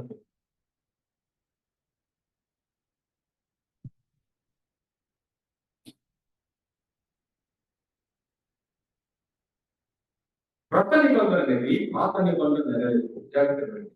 క్రొత్త నిబంధన ఏంటి? పాత నిబంధన యొక్క నెరవేర్పు. Fulfilment of the Old Testament. పాత నిబంధన అనేది క్రొత్త నిబంధనతో నిపుణులంగా ఉంది. Sealed in the New Testament. And the New Testament is the fulfillment of the Old Testament. కాబట్టి ఈ రెండింటి యొక్క బ్యాలెన్స్ మనము 66 పుస్తకాల యొక్క సారాంశాన్ని సమగ్రంగా పద్ధతి చేసినప్పుడు ఒక ట్రూత్ ని మనం ఏదో అట్లా తీసుకొని అర్థం చేసుకోకుండా దేవుని వాక్యం యొక్క మొత్తంలో నుంచి మనం అర్థం చేసుకుంటాం. అందుకే వాక్యాన్ని బాగా చదవాలి, వాక్యాన్ని బాగా చదవాలి, దేవుని వాక్యంలో ఆనందిస్తున్నారు. ఒక ఆయన ఒక మంచి సాక్ష్యం చెప్పాడు. ఒక సేవకుడికి నిలబడి చెప్తున్నాడు కదా, దేవుని వాక్యాన్ని 100 సార్లు చదివినటువంటి ఒక సహోదరుని ఎరుగుతూ ఉంటాడు. 100 సార్లు దేవుని వాక్యాన్ని ముందు నుంచి వాక్యం చదివేసినటువంటి సహోదరుని ఎరుగుతూ ఉంటాడు. అందరికి చదువుతున్నారు, అది నేను 100 సార్లు చదువుతాను. అప్పుడు అన్నట ఆమె ఎవరో కాదు, నా భార్య అన్నాడు. ఎవరన్నా దాన్ని కన్ఫరెన్స్ చేయగలరు? ఆమె ఎవరో కాదు, నా భార్య అని చెప్పాడు. దేవుని వాక్యము మనం ఎందుకు అశ్రద్ధ చేస్తామంటే దేవుని వాక్యంలో మనకి ఇంట్రెస్ట్ ఉంటుంది. లోకంలో నుండి సోషల్ మీడియా గంటల గారికి చూస్తానే ఉంటాం, వీడియోస్ చూడండి గంటల గారికి చూస్తానే ఉంటాం. లేకపోతే మనకు నచ్చినటువంటి ఒక విషయం గురించి మాట్లాడడానికైనా వినడానికైనా ఇక చెవు పోసుకుంటాం.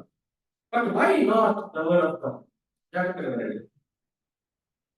ఒక మంచి ప్రపంచ ప్రఖ్యాతిగాంచిన ఒక రచయిత ఉన్నాడు, మంచి మంచి పుస్తకాలు రాస్తాడు. ఆయన రాసిన పుస్తకాలు అందరికీ బాగా ఫేమస్. ఒకరోజు ఆయన రాసిన పుస్తకాన్ని ఒక అమ్మాయి కొనుక్కొని చదువుదామని చెప్పేసి తీసుకున్నట. తీస్తే 2 గంటలు చదివిన తర్వాత బోర్ కొట్టేసింది.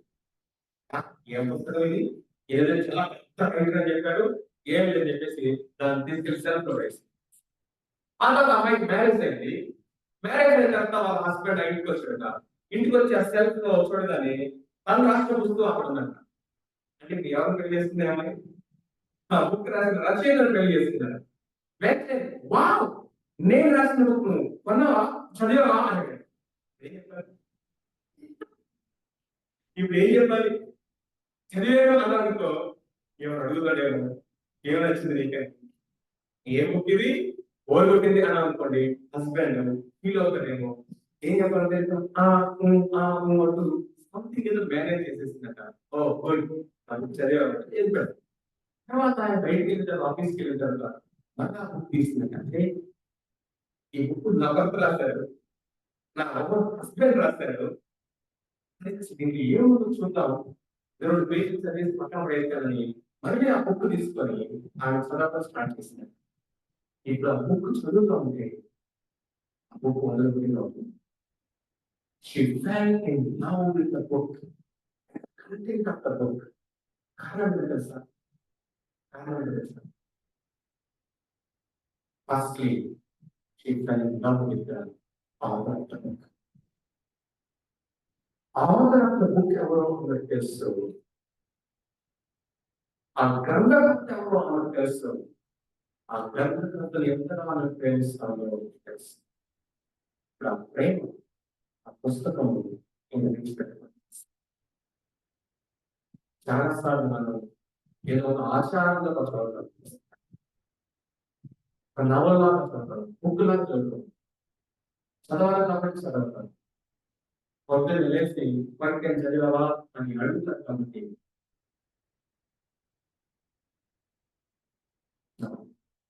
యెహోవా ధర్మశాస్త్రాలను ఆనందించు దివారాత్రములని ధ్యానించున్నాను. నేను ముగిస్తున్నాను. మీరు ఇంటికి చదువుకోండి. 7వ అధ్యాయం అంతా చదవండి. ఆ 7వ అధ్యాయం మొత్తానికి నా బైబిల్ రాసిన పేరు చేస్తాను. Old testament survey in 1 chapter. చెప్పండి. ఓల్డ్ సర్వే ఇన్ 1 చాప్టర్ అంటే అర్థమేంటి?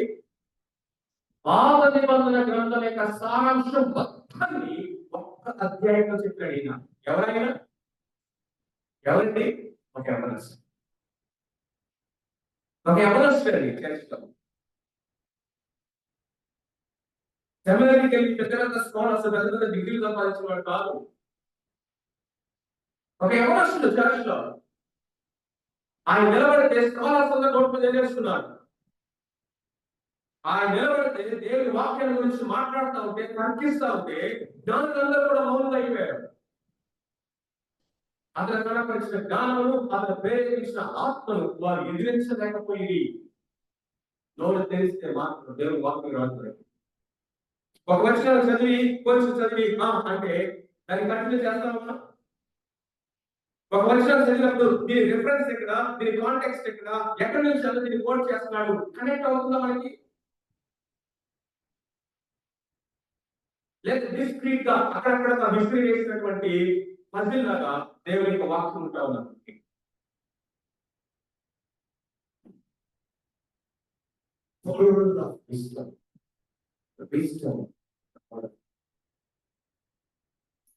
మన స్వామి అని చెప్తున్నాడు.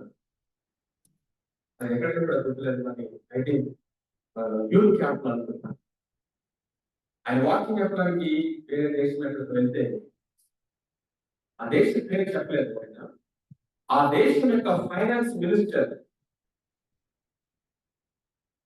ఒక లేడీ అన్నమాట. ఆమె స్పెషల్ గా ఇది ఇన్వైట్ చేస్తున్నారు. వాళ్ళ యొక్క ఆఫీసర్స్ ని పంపి వాళ్ళ కోటకి లేకపోతే అది ప్యాలెస్ అని చెప్పాడు. మేబీ మన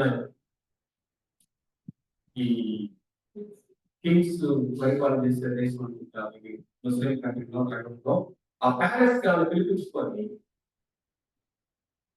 పెద్ద టేబుల్ దగ్గర కూర్చోబెట్టి వాళ్ళ యొక్క అఫీషియల్స్ తో కలిసి గోల్ కూర్చోబెట్టి అయిపోయిన తర్వాత బైబిల్ తీసి ఆమె ప్రశ్నలు అడుగుతున్నారు. ఎవరు చెప్పారంటే ఇండియా నుంచి ఒక సేవకుడు వచ్చాడు, ఆయన మీకున్న ప్రశ్నకి జవాబు చెప్పాలంటే ఆయన పిలిపించుకొని కూర్చోబెట్టి ఆమెకి అడుగుతూ మాట్లాడుతూ ఉంటే ఇవన్నీ ఆయన ఎందుకు చెప్తాడంటే ఆంధ్రప్రదేశ్ లోనే అతి వెనుకబడిన ప్రాంతము శ్రీకాకుళం. ఆ వెనకబడిన ప్రాంతంలోనే ఒక వెనకబడిన గ్రామము మా విలేజ్. దాంట్లో అలాంటి పరిస్థితుల్లో పుట్టిన నాకు ఒకప్పుడు యేసుక్రీస్తు ప్రభు అంటే వ్యతిరేకంగా తిరిగి బాధించినటువంటి నన్ను పౌరులాగా దోషకుడు హింసకుడు హానిపెట్టింది. యేసుక్రీస్తు ప్రభువుని వ్యతిరేకించేటటువంటి ఆ సంస్థలో పనిచేశాడు చాలా కాలం.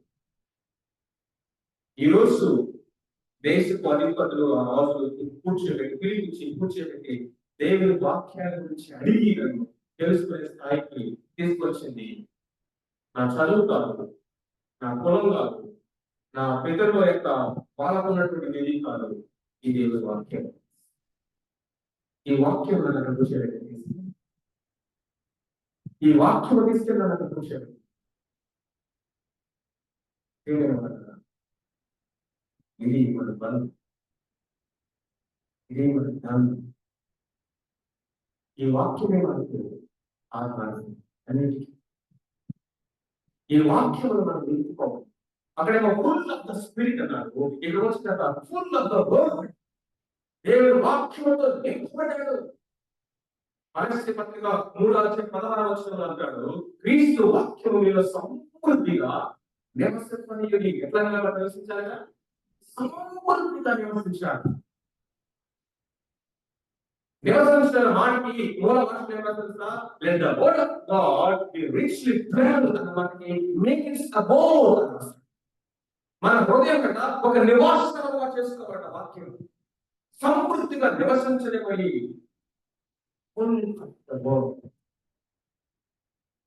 రాజకుమార్ రామచంద్ర గారు మనందరికీ పరిచయమైనటువంటి వ్యక్తి. ఆయన చూస్తానికి అనిపిస్తుంది. అదేదో షార్ట్ కట్స్ ఏం లేవు దానికి, పైన నేను ముడిపడేది కాదని. వాళ్ళ భార్య హాస్పిటల్లో ఉన్నప్పుడు ట్రీట్మెంట్ కి ఆయన చెప్తాడు, కొన్ని సంవత్సరాల పాటు నేను చేసిన ఒకే ఒక పని ఏంటంటే బైబిల్ చదవటము, రెండో పని నాకు లేదు. ఇప్పటికీ ఆయన చెప్తాడు, పొద్దున్నే 4 గంటలు లేచిన తర్వాత ఆయన కనీసం 20 అధ్యాయాలు చదవకపోతే పట్టుకుని వెళ్తాడు. నువ్వు నేను 20 అధ్యాయాలు చదువుతావు చెప్పండి. ఆయన ఆకలి అంటుంది, మన ఆకలి ఎంత. ఇప్పటికీ still today minimum 2 hours morning time is the word of God. మరి నిలబడితే నీళ్లు కుండలాగా ఉండగా లేదు. ఎంతమందికి దేవుడు ఆత్మీయ ఆహారాన్ని పంచుతున్నాడు ఆయన. ఎంతమంది ఆత్మను తీర్చేవాడుగా దేవుడు ఆయన నిలబెట్టాడు. పొద్దున మన జీవితాలలో ఉండాలంటే మనం కూడా ఇదిగో దేవుని యొక్క చేతిలో ఆయన వాక్యమును బోధించి ప్రకటించే ఒక సాధనంగా ఉండాలంటే ప్రియులారా, షార్ట్ కట్స్ లేవు. దేవుడికి పక్షపాతం అంతకంటే లేదు. వాక్యంతో నింపుకోవడం. పేతురు పక్కన ఉన్నాడు ఆయన, కానీ పేతురు వాడుకోవాలి ఈ పనికి. పౌలు వెనక సిద్ధపడుతున్నాడు మనిషి, తర్వాత జరిగేదే. సరే పౌలు ముందు తర్వాత వస్తాడు కదా మహా జ్ఞాని, ఆయన వాడుకుందాంలే ఈ పనికి. ఇక్కడ ఒక యవనస్తుడు దొరికాడు, ఇద్దరు చాలు నాకు వాడుకోవడానికి, నేను అక్కడే వాడుకుంటాను. ఫస్ట్ మార్కెట్ మొదటి హతసాక్షి సంఘములో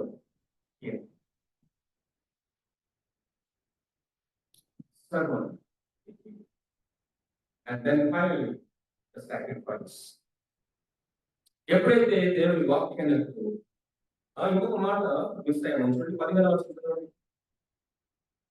సభలో కూర్చున్న వారందరూ అతని వైపు తేల్చి చూడగా అతని ముఖము దేవదూత ముఖం వలె వారికి.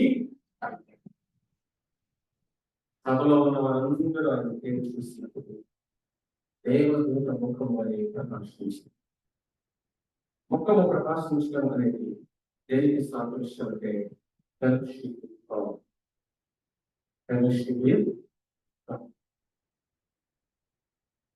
దేవదూతము. 7వ అధ్యాయంలో వాక్యం చెప్పాడు. అబ్రహాము దగ్గర నుంచి స్టార్ట్ చేసి యేసుక్రీస్తు ప్రభువును వారు సిలువ వేసిన మొత్తం సమగ్రం వారిని వివరించాడు.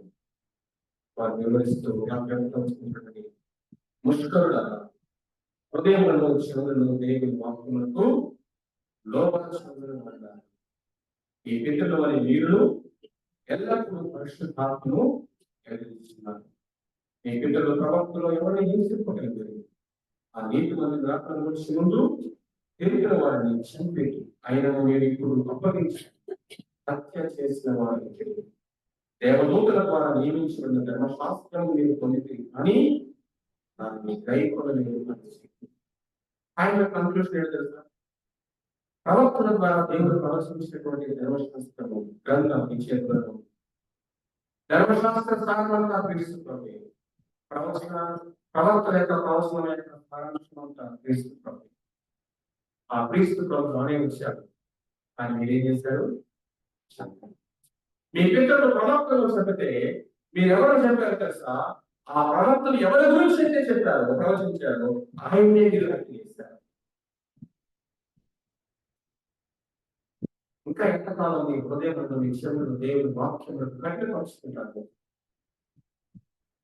తండ్రులారా, సహోదరులారా స్టార్ట్ చేసిన ఈ యొక్క యవనస్తుడు పుష్కరులారా, మీ చెవులను హృదయంలో దేవుని వాక్యములకు లోపరుచుకున్నారు. మీ పితరులాగా మీరు కూడా ప్రవర్తిస్తున్నారు. వాళ్ళేమో ప్రవక్తలు చెప్పారు, మీరేమో ఆ ప్రవక్తలు ఎవరి గురించి ప్రవచించారు ఆ ప్రభువునే చెప్పారు. ఇంకా మీ హృదయాన్ని కట్టుపరుచుకుంటారా? అతను హృదయంలో బంధించిన ప్యాషన్ చూడండి, తన ప్రజల యొక్క రక్షణ కొరకు మార్గం. ఆ మాట కలిగితే వచ్చే కాన్సిక్వెన్స్ ఏంటని తెలుస్తుంది. అని వాక్యముగా చెప్పండి. ఈ దినంలో దేవుడి వాక్యం ఉన్నట్టుగా చెప్తే ఎవరు కూడా పోగొట్టండి. అది రెండోసారి మళ్ళీ వాక్యం చెప్తారు, పిలుస్తారు. That is also another challenge nowadays.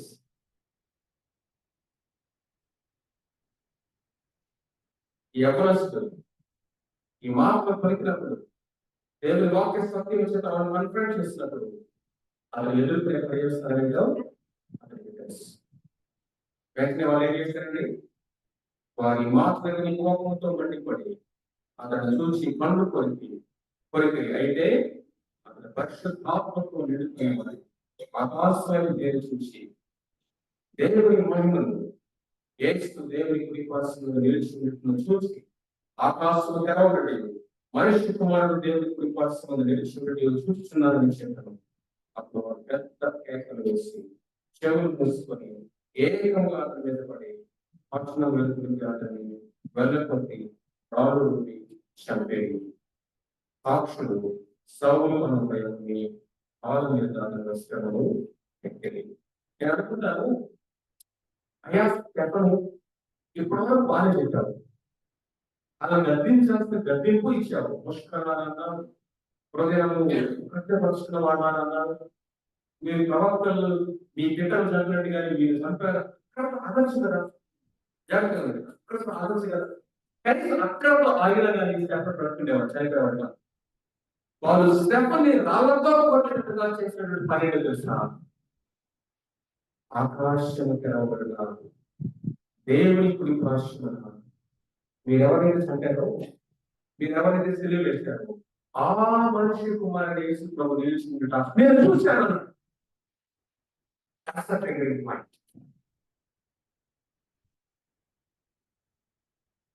మనిషి కుమారుడు మాట్లాడతాను, మనిషిగా పుట్టాడు అది కాదు. దానియేలు గ్రంథం 7వ అధ్యాయంలో మనిషి కుమారుడిని చూసుకుని మనిషి కుమారుడిని పోలిన వాడిని, ఆ మనిషి కుమారుడు అనే టైటిల్ దానియేలు ప్రవక్త ద్వారా మెస్సయ్యకు ప్రవచించబడినటువంటి ప్రవచనం. అది ప్రతి యూదుకు తెలుసు, మనిషి కుమారుడు అంటే Messiah. No doubt it all. ఎందుకని? అది దానియేలు ద్వారా ప్రవచించబడినటువంటి మాట. ఇప్పుడు యేసుక్రీస్తు ప్రభువు వచ్చి మనిషి కుమారుడు అంటే ఆయనే తీసుకున్నాడు. ఇప్పుడు స్టెఫను మనిషి కుమారుడిని అక్కడ చూసుకుని చేతులు తీసుకున్నారంట, పట్టలు చెప్పుకున్నారంట, ఇక్కడ రాళ్ళు తీసుకొని పక్క పక్క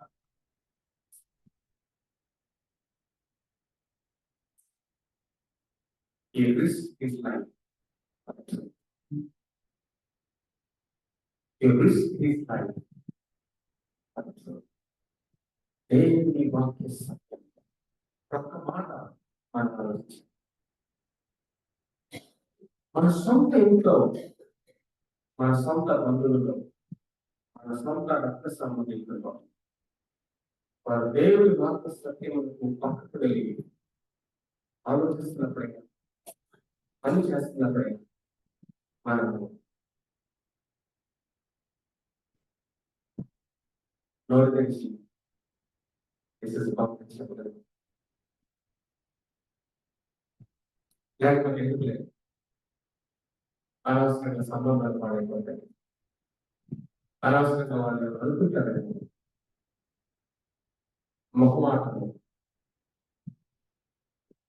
మొహమాటమే మనకి జయించలేని పరిస్థితులు మనకుంటే ఇక్కడ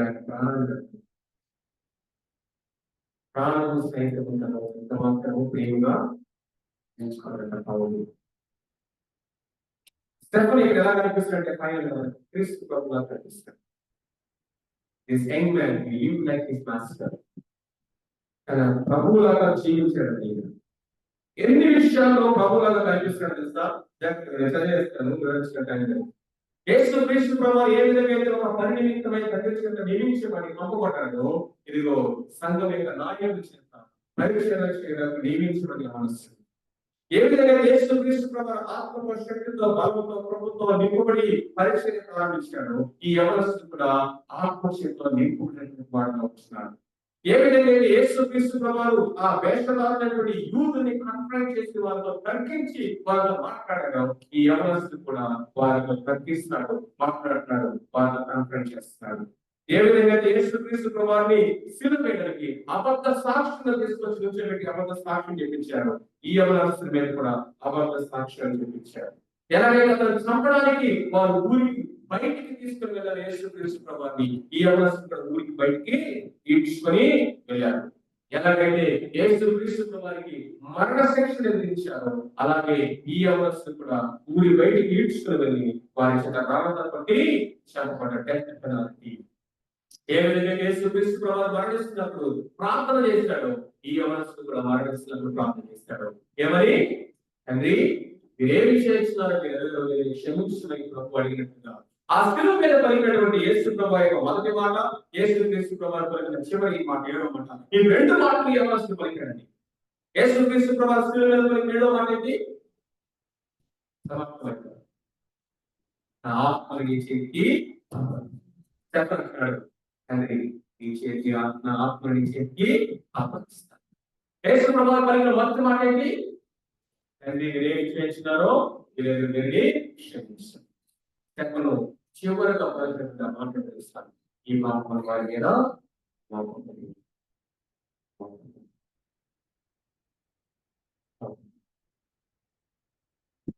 అంతేకాకుండా యేసుక్రీస్తు ప్రభువు ఆలోకానికి వెళ్ళినట్టుగా ఇదిగో యవనస్తుడు కళ్ళు తెరిచి చూస్తాడు, ఆకాశం తెరవబడింది, అక్కడ సింహాసనము మనుష్య కుమారుడు కనిపెట్టబడింది.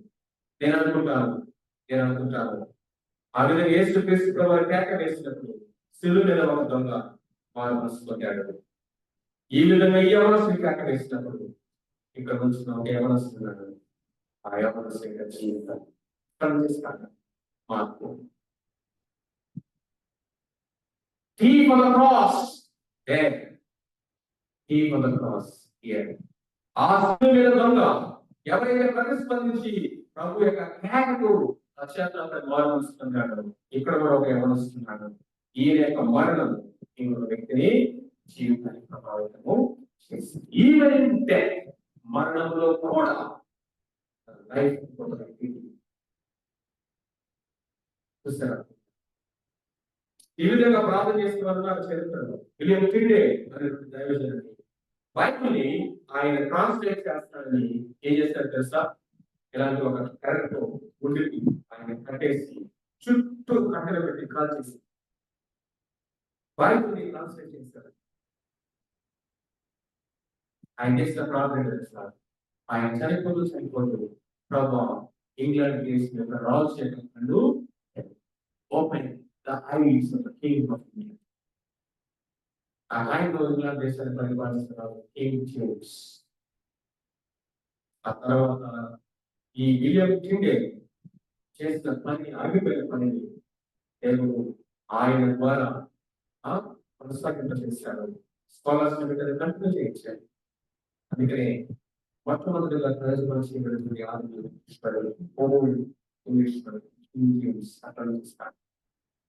I guess the problem is open the eyes of the kingdom. మరణంలో సైతం బైబిల్ ట్రాన్స్లేషన్ ఇక్కడ లైఫ్ చేశాను. ఆదాయం చేయడం ఇదిగో ఇక్కడ ప్రవాసం అనుభవిస్తున్నాడు. ప్రభువు యేసుక్రీస్తు నామమున కొరకు ఏం చేశాడట? తమను తాము అప్పగించుకున్న మాట. Are we ready to risk something for something? Prestige, our testimony, people's praise, మనుషుల యొక్క పొగడ్తలు నిలబడడం. వారు ఏమనుకున్నా పర్వాలేదు, నేను దేవుని వాక్య సత్యాన్ని ప్రేమతో చెప్తాను అని నిలబడగలమా? ప్రమోషన్ రాదు తెలిస్తే నిలబడగలమా? లోకంలో చిన్న చుట్టూ వస్తారు,